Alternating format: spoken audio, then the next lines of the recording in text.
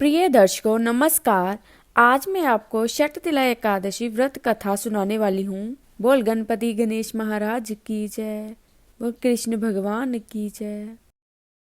एक समय दालव्य ऋषि ने पुलस्त्य ऋषि से पूछा कि महाराज, पृथ्वी लोक के मनुष्य ब्रह्म हत्या महान पाप करते हैं, पराये धन की चोरी तथा दूसरे की उन्नति को देखकर ईर्ष्या करते हैं, साथ ही अनेक प्रकार के व्यसनों में फंसे रहते हैं, फिर भी उनको नरक प्राप्त नहीं होता।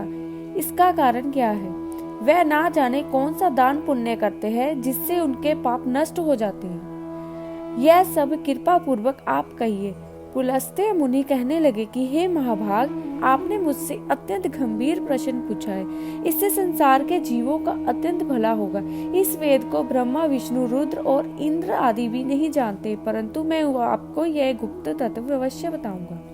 माघ मास के लगते ही मनुष्य को स्नान आदि करके शुद्ध रहना चाहिए और इंद्रियों को वश में करके तथा काम क्रोध लोभ मोह अहंकार ईर्ष्या और द्वेष आदि का त्याग कर भगवान का स्मरण करना चाहिए। पुष्य नक्षत्र में गोबर कपास तिल मिलाकर उनके कंडे बनाने चाहिए। उन कंडों से 108 बार हवन करना चाहिए और उस दिन मूल नक्षत्र हो और एकादशी तिथि हो तो अच्छे पुण्य देने वाले नियमों को ग्रहण करें।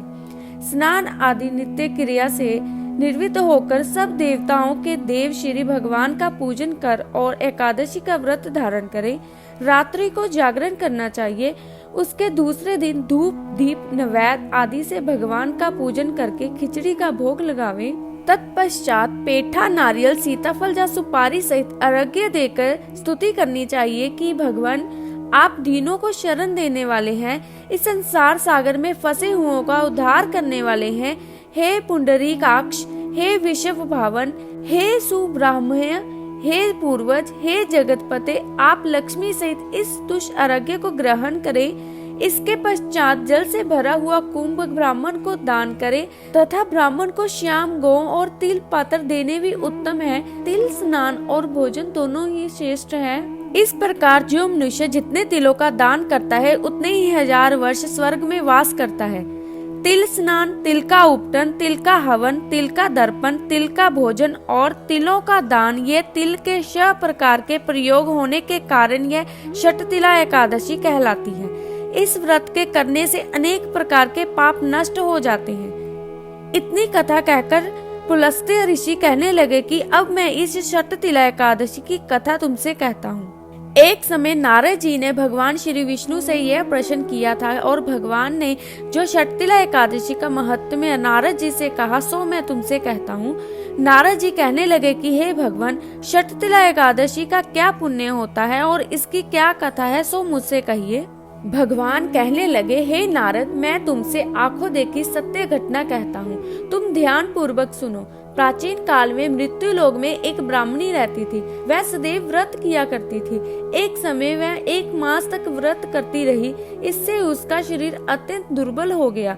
यद्यपि वह अत्यंत बुद्धिमान थी, तथापि उसने कभी देवताओं या ब्राह्मणों के निर्मित अन्न या धन का दान नहीं किया था। इससे मैंने सोचा कि ब्राह्मणी ने व्रत आदि से अपना शरीर शुद्ध कर लिया है, अब इसको विष्णु लोक तो मिल ही जाएगा, परंतु उसने कभी अन्न दान नहीं किया है, इससे उसकी तृप्ति होनी कठिन है। ऐसा सोचकर मैं एक भिखारी बनकर मृत्यु लोक में उस ब्राह्मणी के पास गया और उससे भिक्षा मांगी। वह ब्राह्मणी बोली कि महाराज, आप यहाँ किस लिए आए हैं? मैंने कहा कि मुझे भिक्षा चाहिए। इस पर उसने एक मिट्टी का ढेला मेरे भिक्षा पात्र में डाल दिया। मैं उसे लेकर स्वर्ग में लौट आया। कुछ समय पश्चात वह ब्राह्मणी भी शरीर त्याग कर स्वर्ग में आ गई। उस ब्राह्मणी को मिट्टी का दान करने से स्वर्ग में सुंदर महल मिला, परंतु उसने अपने घर को अन्न आदि सब सामग्रियों से शून्य पाया। घबराकर वह मेरे पास आई और कहने लगी कि हे भगवान, मैंने अनेकों व्रत आदि से आपकी पूजा की, परंतु फिर भी मेरा घर अन्न आदि सब वस्तुओं से शून्य है। इसका क्या कारण है? मैंने कहा कि पहले तुम अपने घर जाओ, देव स्त्रियों तुम्हें देखने के लिए आएंगी, पहले उनसे शटतिला एकादशी का पुण्य और विधि सुन लो, तब द्वार खोलना। मेरी ऐसे वचन सुनकर वह अपने घर गई। जब देव स्त्रियां आई और द्वार खोलने के लिए कहा तो ब्राह्मणी बोली कि आप मुझे देखने के लिए आई हैं तो शटतिला एकादशी का महत्व कहिए। उनमें से एक देव स्त्री कहने लगी कि मैं कहती हूँ। जब ब्राह्मणी ने षटतिला एकादशी का महत्म्य सुना तो फिर उसने द्वार खोला। देवांगनाओं ने उसको देखा कि ना तो वह गांधर्वी है और ना ही असुरी है, वरन पहले जैसी मानुषी है। उस ब्राह्मणी ने भी उनके कथा अनुसार षटतिला एकादशी का व्रत किया। इसके प्रभाव से वह सुंदर और रूपवती हो गई तथा उसका घर अन्न आदि समस्त सामग्रियों से युक्त हो गया। अत मनुष्य को मूर्खता त्याग कर षटतिला एकादशी का व्रत और लोभ ना करके तिला आदि का दान करना चाहिए।